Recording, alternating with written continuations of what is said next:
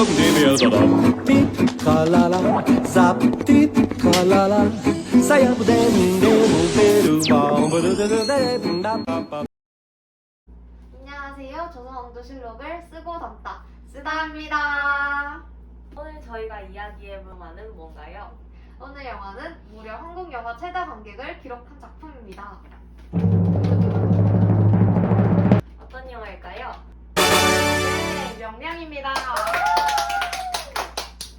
영화 명량은 한국 영화 최단 시간 1000만 관객 돌파, 한국 영화 최다 관객 수를 기록하며 흥행을 이끈 영화입니다.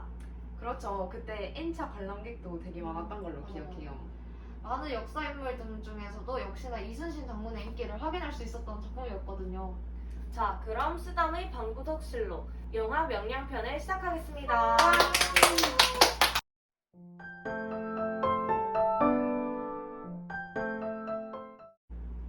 네, 영화 명량은 탄탄한 스토리를 바탕으로 좋은 연출력과 믿고 보는 배우들이 합세해 2014년 수많은 영화제들의 상들을 휩쓸었습니다.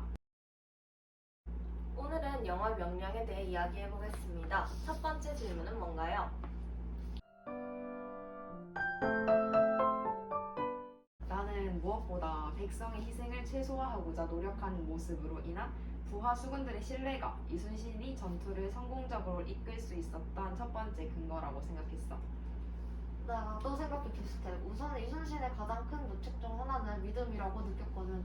영화에서 절대적으로 불리한 상황에 놓여 있음에도 불구하고 자신과 자신을 따르는 병사들, 백성들을 끝까지 믿는 모습이 인상적이었어.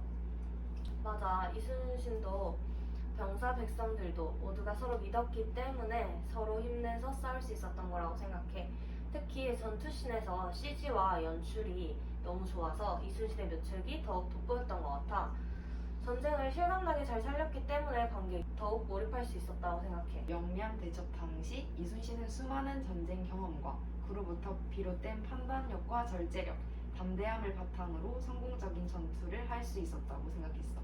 맞아. 그의 많은 전쟁 경험이 돋보였어. 특히 지형에 대한 높은 이해도가 보였는데 진도 울들목의 거센 물결을 잘 활용한 것이 승리에 힘을 실을 수 있었던 것 같아. 사실 12척의 배로 330여의 일본 배들을 이겼다는 게 너무 말이 안 되잖아. 영화 대사에 있듯이 나는 두려움을 용기로 바꾸어서 기적이 일어난 거라고 생각해. 두려움을 용기로 바꿀 수 있다는 생각이 말도 안 되는 생각이잖아. 그래서 나는 이순신이 말도 안 되는 생각을 해서 불가능한 일이 기적처럼 일어났다고 생각해. 맞아. 나도 그 씬이 생각나. 최민식 배우가 된다고 말하라 며 호통치고 병사는 해보겠다 라고 답하는 씬 말이야.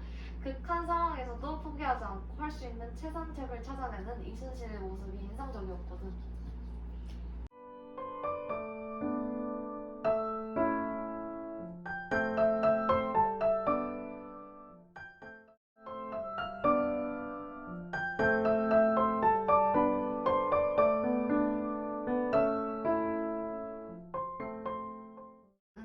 이순신의 백의종군에 대한 이유로는 선조의 시기 질투, 붕당 정치의 폐해 등 여러 가지로 추측할 수 있을 것 같아.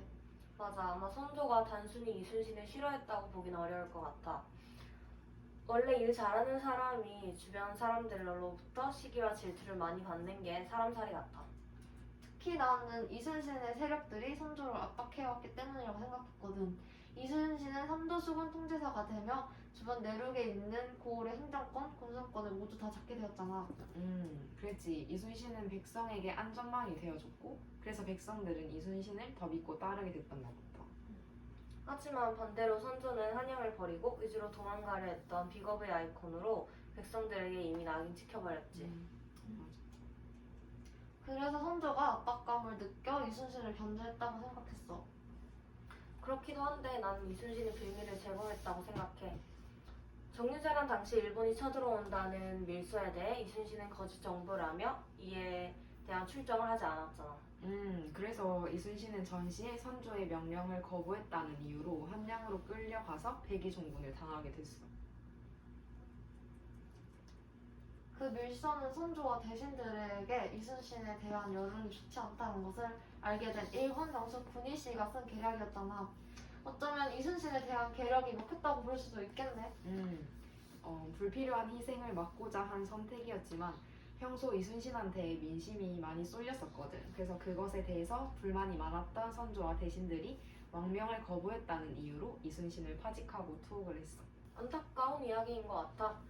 많은 세샘과 질투와 싸우기보다 이순신은 군인으로서 자신이 해야 할 일을 묵묵히 했던 것 같아. 그래서 더 멋있었다고 느꼈어. 나도 그래. 군인으로서 리더로서 능력을 완벽하게 갖추고 있는 인물이란 걸 영화를 보면서 느꼈고. 나는 개인적으로 이순신의 판단이 맞다고 생각해. 그러니까 서로의 입장은 물론 있겠지만 그래도 그 답은 결과로 나왔더라고. 그러니까 이순신 장군이 백의종군이 되고 원균이 그를 대신해서 해전에 나갔을 때 크게 패했잖아. 그래서 당시 상황에서 이순신은 무신으로서 잘 판단했기 때문에 왕의 명을 거부했다고 생각해.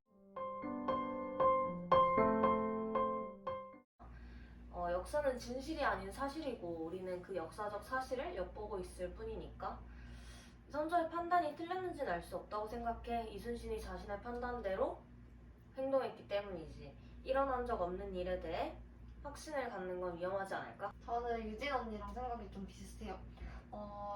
영화를 보면서 장군으로서 이순신은 임금의 말을 잘 듣는 충직한 신하보다는 한나라의 장군으로서 나라를 지키기 위해 자신의 목숨까지 기꺼이 내주려고 하는 사람이라고 느꼈거든요.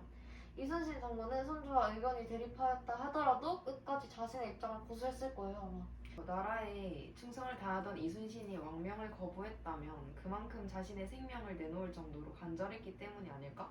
왕의 체면보다 백성과 병사들의 생명을 지키고 불필요한 전력 낭비를 막기 위함이 아니었을까? 나도 선조가 잘했다고 말하는 건 아니야. 규율 안에서 해결할 방법도 있지 않았을까? 라는 생각을 해.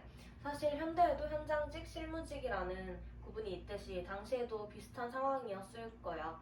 서로 이해하고 존중해야지. 누군가의 의견을 일방적으로 무시하는 건 갈등만 더 증폭시킨다고 생각해. 그리고 선조는 백성들의 지지를 자신보다 이순신 장군이 더 많이 받고 있다는 사실을 알고 있었거든요. 그래서 이번 전쟁에도 이순신 장군을 내보내면 백성들의 지지를 더 많이 받게 될 거라고 생각했나 봐요. 그래서 선조는 자신의 자리가 위험하다고 생각해서 이제 자신의 자리를 지키기 위해 방어를 하였지만 과연 이 방어가 최선의 방어였다고 말할 수는 없다고 생각해요. 삶과 죽음이 공존하는 전쟁터에서 왕은 없어. 이순신은 영화 속에서 무릇 장수된 자의 의리는 충을 쫓아야 하고 그 충은 백성을 향해야 한다. 백성이 있어야 나라가 있고 나라가 있어야 임금이 있는 법이지라고 이야기를 했거든. 이순신은 백성들의 희생 앞에서 왕의 체면은 생각하지 않았던 것 같아. 자신의 자리를 지키기 위해 나라를 위험에 빠뜨리는 왕이 과연 그 자리를 지켜놨다고 해도 그 자리에 대한 자격이 있다고 할 수 없을 것 같아요. 굳이 왕을 무시할 필요까지 있을까 싶었지. 이순신이 백성과 군사를 이끄는 리더십으로 왕과 신하들과 협력한다면 영화에서는 절대 볼 수 없는 장면이지. 나는 이순신과 선조 둘 다 잘못했다고 생각해. 자신이 왕명을 어기면 어떻게 될지 정말 몰랐을까? 자신이 옥에 갇힌 동안 수많은 백성과 병사들이 죽었어. 이순신이 선조와 대화를 했다면 좋았을 것 같아. 하지만 당시 상황이 진짜 어쩔 수 없었다고 생각이 들더라고요. 임진왜란 수도를 두고 도망갔던 선조와 달리 수많은 왜군에도 자신의 자리를 떠나지 않고 지켰던 이순신이 서로 비교가 되었을 테니까요. 당시 백성들의 민심은 왕의 선조보다 이순신으로 옮겨가는 듯 보였거든. 이를 조정이 눈치채고 신하들의 상소가 빗발쳤다고 하더라고. 왕이라면 민심에 예민할 수밖에 없으니 선조는 그 상소들을 독려했을 수밖에 없을 것 같아.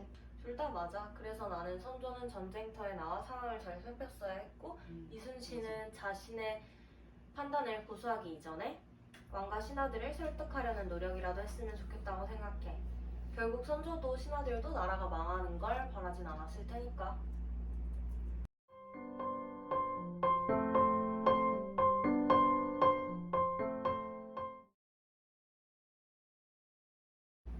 오늘은 영화 명량에 대해 이야기했어요. 영화를 볼 때 제가 이순신 장군이 된 것처럼 몰입하면서 봐서인지 오늘 촬영에도 진심으로 이야기하게 되더라고요.